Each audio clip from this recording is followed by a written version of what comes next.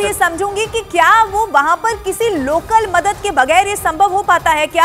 आप रिफत बने रहिए, कोमल आप भी मेरे साथ बने रहिएगा, लेकिन इससे पहले दर्शकों को ये बता दें कि सुरक्षा बल के काफिले पर हमले में 5 जवानों की मौत के बाद जबरदस्त तरीके से हड़कंप मच गया है। और उसके बाद आप देखिए सुरक्षा बल ने, इस वक्त की स्थिति यह है कि पूरे इलाके को चारों तरफ से घेर लिया है। सुरक्षा बल के जवानों का चप्पे चप्पे पर तलाशी अभियान भी जारी है। राजौरी पुंछ नेशनल हाईवे पर हाई अलर्ट कर दिया गया है, इतनी संवेदनशील स्थिति वहां पर है। इसके साथ ही आप देखिए राजौरी पुंछ हाईवे को भी बंद कर दिया गया है। इसके साथ ही इलाके में गाड़ियों के आने जाने पर पूरी तरीके से इस वक्त रोक लगा दी गई है। आसपास के जो लोग हैं उनको यह कहा गया है, हिदायत दी गई है कि उन्हें अपने घरों से बिल्कुल बाहर नहीं निकलना है। इसके साथ ही जम्मू कश्मीर पुलिस के जवान अलर्ट मोड पर है। अत्याधुनिक हथियारों के साथ जवान पूरे इलाके की निगरानी कर रहे हैं क्योंकि बहुत बड़ा नुकसान हुआ है। 5 जवान हमारे शहीद हो गए हैं। उधर आप देखिए खुफिया एजेंसियों ने जम्मू कश्मीर में आईएसआई के आतंक के प्लान को डीकोड कर दिया है। आइए अब आपको बताते हैं कि सुरक्षा एजेंसियों ने पाकिस्तान की खुफिया एजेंसी आईएसआई के किस प्लान को डीकोड कर दिया है। इसके बारे में और जानकारी ये मिल रही है कि हाईवे पर सुरक्षा बल के जवानों पर हमले की साजिश है।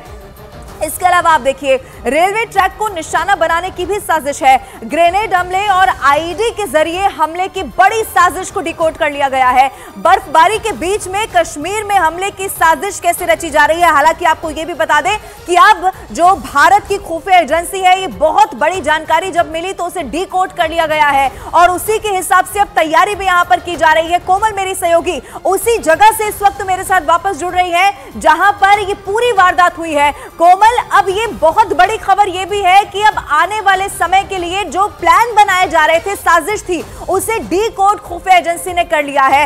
आपके पास क्या और अपडेट है? पाकिस्तान का सीधा कनेक्शन यहां पर सामने आ रहा है, वहां पर आप कैसी सुरक्षा इस वक्त देख पा रही है?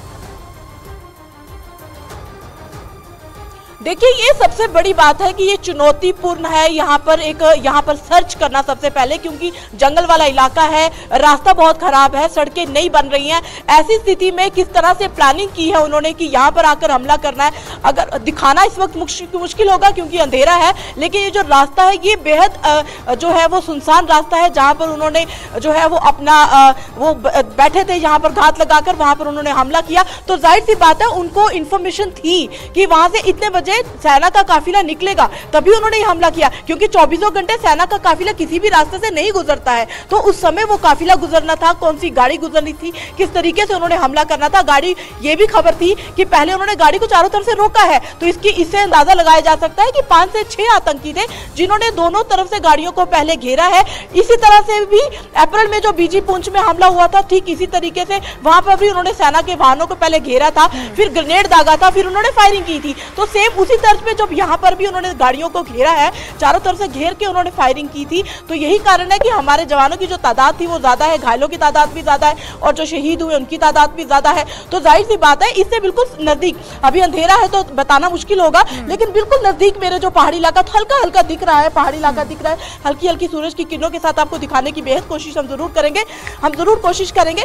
तो ये जो पहाड़ी इलाका है, यहाँ से पीछे ही पाकिस्तान है, ये बहुत दूर पाकिस्तान यहाँ से नहीं है। पाकिस्तान की जो पोस्ट है वो यहाँ से बेहद पास है। लेकिन जब सर्दी का माहौल होता है, बर्फबारी होती है, हालांकि कुछ दिन पहले भी मौसम खराब था और कुछ दिन बाद अब मौसम खराब होने वाला, सर्दी बढ़ती चली जाएगी, तो धुंध और बर्फ का जो सहारा लेकर घुसपैठ की जो कोशिश है वो बढ़ती जाएगी। और कुछ दिन पहले ही आईजी जम्मू बीएसएफ ने भी कहा था कि जो 250 से 300 आतंकी जो है वो उस पार बैठे हुए हैं, इस फिराक में बैठे हुए हैं कि कब उनको मौका मिले और वो घुसपैठ करें। लेकिन इसी हिसाब से अब तैयारी भी यहाँ पर पूरी है कि उनके मंसूबों को बिल्कुल कामयाब नहीं होने दिया जाएगा। कोमल, अब चूंकि अंधेरा बहुत ज्यादा है, थोड़ी देर के बाद फिर से मैं आपसे जरूर बात करूंगी। मैं चाहूंगी उसके बाद तस्वीरें आप दर्शकों को दिखाएं। रिफत, आपका भी फिलहाल बहुत शुक्रिया हमारे साथ जुड़ने के लिए और तमाम जानकारी देने के लिए। उधर आप देखिए जम्मू कश्मीर के पूर्व उप मुख्यमंत्री और बीजेपी नेता कविंद्र गुप्ता ने राजौरी आतंकी हमले की जबरदस्त निंदा की है और जवानों की शहादत का बदला लेने की बात कह दी है।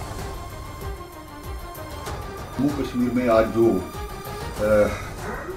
कुछ शांति बनी है वो इन्हीं जवानों की शहादत का परिणाम है।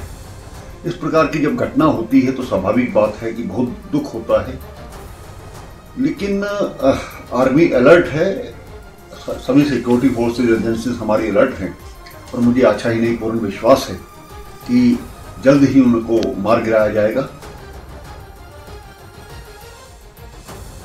और चलिए अब आपको राजौरी में ही इस साल हुए आतंकी हमले के बारे में जानकारी देते हैं, क्योंकि ये पहला मौका नहीं है जब राजौरी में आतंकी हमला हुआ है। हमारे जवानों को निशाना बनाया गया है शुरुआत से, यानी कि साल शुरू होने के साथ जनवरी से हम शुरुआत करते हैं। सबसे पहले आप देखिए 1 जनवरी यानी कि साल के शुरुआत में राजौरी के डांगरी में आतंकी हमले में 7 लोगों की मौत की खबर सामने आई थी।